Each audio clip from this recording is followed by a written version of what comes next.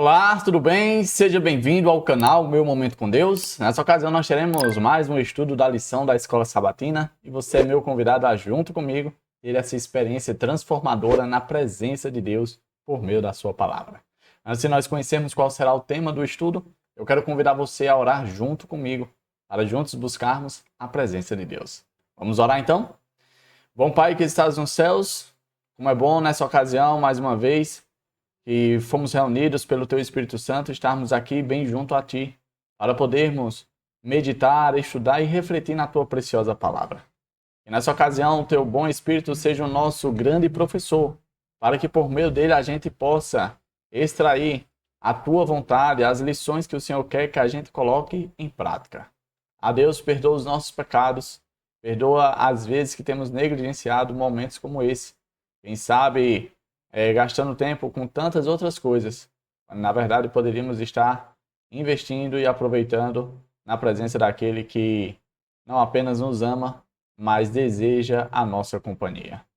Fica conosco, dá-nos a tua paz, é isso que nós te pedimos em nome de Jesus Cristo. Amém. Pois muito bem, vamos recuperar aqui, né? A gente está um pouquinho atrasado no nosso estudo, mas vamos colocar em dias. O tema do estudo pendente é o tema do estudo de quinta-feira, né? E o tema é a queda de Lúcifer. Eu separei aqui alguns pontos e também tem alguns contextos interessantes para nós lermos. O primeiro ponto que eu destaquei diz assim, ó. Não podemos compreender o fato de que, algum dia, Lúcifer já ocupou a posição de querubim da guarda, ao lado do trono de Deus. Esses últimos estudos, estudo de quarta, terça, a gente falou um pouquinho e se demorou um pouquinho sobre o assunto dos querubins, né? Os 4 seres celestiais apresentados ali na visão de Ezequiel e de João, né? Isaías também. E a gente chega à tona de que um dia, no passado, Satanás, antigamente conhecido como Lúcifer, também ocupava essa posição de querubim. E por conta do seu orgulho, por conta da sua presunção, por conta de um desejo que nasceu ali no coração de querer ser o que não era, de tentar emanar uma glória própria, sendo que a gente, por meio dos estudos que já fizemos, os querubins, eles refletem a glória de Deus. Aí, por conta dessa situação, o anjo, que antes era portador de luz, passou a ser conhecido como Satanás. E aí a gente vai conhecer agora os contextos bíblicos que falam, né, sobre essa triste decadência de um anjo de luz. Vamos ler aqui juntos. Vamos começar pelo contexto de Ezequiel. Ezequiel 28, verso 11 a 17. Olha só o que diz, ó. Esta palavra do Senhor veio a mim. Filho do homem, erga um lamento a respeito do rei de Tiro e diga-lhe: assim diz o soberano, o Senhor. Você era um modelo da perfeição, cheio de sabedoria e de perfeita beleza. Você estava no Éden, no jardim de Deus. Todas as pedras preciosas o enfeitavam: sárdio, topázio e diamante, berilo, ônix e jaspe, safira, carbúnculo e esmeralda. Seus engastes e guarnições eram feitos de ouro. Tudo foi preparado no dia em que você foi criado.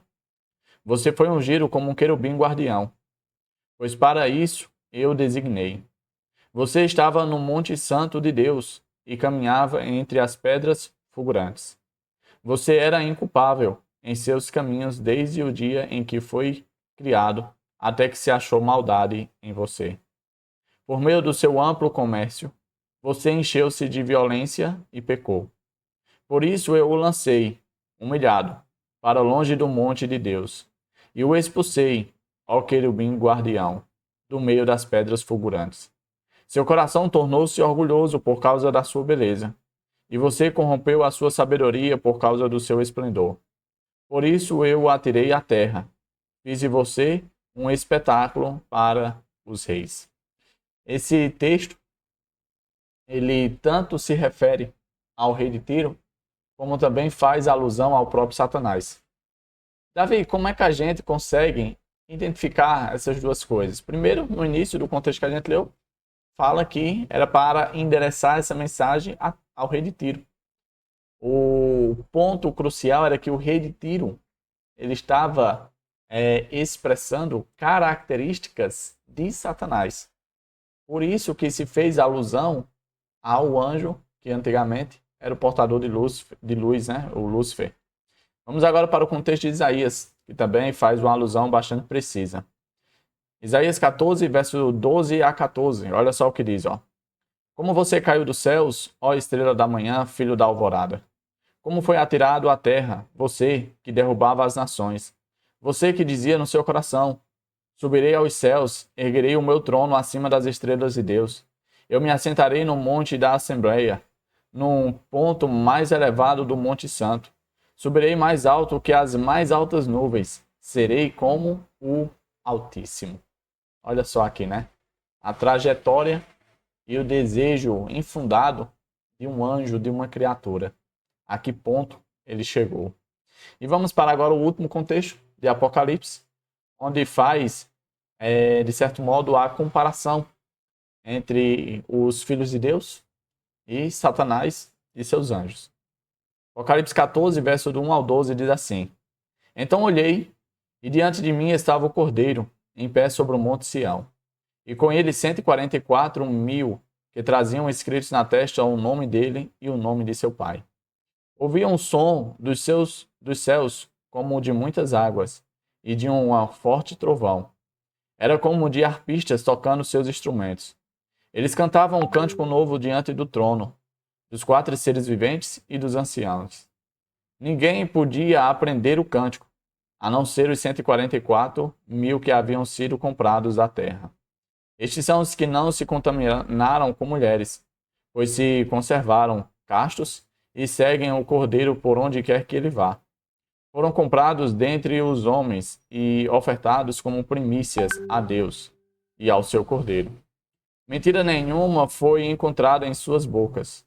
São imaculados. Então vi outro anjo, que voava pelo céu e tinha na mão o evangelho eterno para proclamar aos que habitam na terra, a toda nação, tribo, língua e povo. Ele disse em alta voz: Temam a Deus e glorifiquem-no, pois chegou a hora do seu juízo. Adorem aquele que fez os céus, a terra, o mar e as fontes das águas. O segundo anjo seguiu dizendo: Caiu, caiu a grande Babilônia, que fez todas as nações beberem do vinho da fúria da sua prostituição. Um terceiro anjo o seguiu dizendo em alta voz: Se alguém adorar a besta e a sua imagem e receber a sua marca na testa ou na mão, também beberá do vinho do furor de Deus, que foi derramado sem mistura no cálice da sua ira. Será ainda atormentado com enxofre ardente, na presença dos santos anjos e do Cordeiro. E a fumaça do tormento de tais pessoas sobe para todo sempre, para todos os que adoram a besta e a sua imagem, e para quem recebe a marca de seu nome. Não há descanso, dia e noite. Aqui está a perseverança dos santos, que obedecem aos mandamentos de Deus e permanecem fiéis a Jesus. Nós vimos aqui um claro contraste, né? Vimos a origem de Satanás. Ele veio do Monte Santo de Deus, do Jardim do Éden, e foi expulso. Foi colocado para fora. Já os filhos de Deus não somente foram atraídos, mas foram restaurados e restituídos ao, vamos dizer assim, o seu lugar de origem. O nosso destino, pela graça de Deus, pelo sangue do Cordeiro, é o Monte Sião, a Nova Jerusalém, voltar para o Éden. Já para os inimigos de Deus, aqueles que se rebelaram contra Deus, aqueles que quiseram usurpar o lugar de Deus, esses seres, não apenas não há lugar para eles, como também o seu destino já está definido. Será a morte eterna. Partindo desse ponto, eu separei aqui alguns pontos que dizem assim, ó, Lúcifer foi lançado fora do Monte Santo de Deus. Está em Ezequiel 28, verso 14 e 16. Enquanto os redimidos estão no Monte Sião com o Cordeiro de Deus. Na visão de Apocalipse que João teve, capítulo 14, o profeta ele vê ali um símbolo, né, representado por um número de 144.000. Eu não vou entrar no mérito se esse número é literal ou simbólico, porque eu, na verdade, creio que seja simbólico. É apenas uma representação do povo de Deus. Porque em um outro contexto, né, falando da mesma visão, João olha e vê 144 mil. Depois, quando ele vira e olha novamente, ele vê uma grande multidão que não se podia contar. E isso se referindo ao mesmo povo. Então, eu creio que sim, esse número é simbólico, não é literal. E aí, essas pessoas, na visão que João teve aqui no capítulo 14, elas estão junto com o Cordeiro, junto com a pessoa de Jesus Cristo, no Monte Santo. Ou seja, a ideia fidedigna de que, de fato, os seres humanos, aqueles que se posicionaram ao lado de Jesus, aceitaram o seu sacrifício, aceitaram a mediação dele, estarão salvos por toda a eternidade junto com ele. Já aqueles que se opuseram ao trono de Deus, que se rebelaram, né, que fizeram oposição, para esses, como a gente viu no contexto da mensagem do terceiro anjo, eles irão queimar para sempre. Eu também creio que isso é de modo simbólico. Afinal de contas, a Bíblia é clara ao dizer que Deus não tem prazer na morte do ímpio. Não é? Então, não seria, vamos dizer assim, prazeroso aos olhos de Deus permitir que as pessoas más, né, Satanás, os anjos e os homens e mulheres maus, queimassem por toda a eternidade. Isso não faz parte do caráter de Deus. Partindo para o próximo ponto, diz assim: ó, os salvos estarão no céu somente por causa do Evangelho. A gente vê de forma muito clara nesses contextos que a gente leu, que lemos, né? A expressão clara do Evangelho. Davi, o que é o Evangelho? O Evangelho nada mais é do que o plano da salvação de forma prática. Em outras palavras, é a vinda do Filho de Deus. É esse Filho de Deus, representado ali como Cordeiro, dando a sua vida para redimir, para restaurar, para fazer retornar os filhos de Deus. O Evangelho se resume na capacidade única e somente de Jesus de restaurar pessoas ao seu lugar de origem. E a gente vê que essa mensagem do Evangelho ela é muito importante.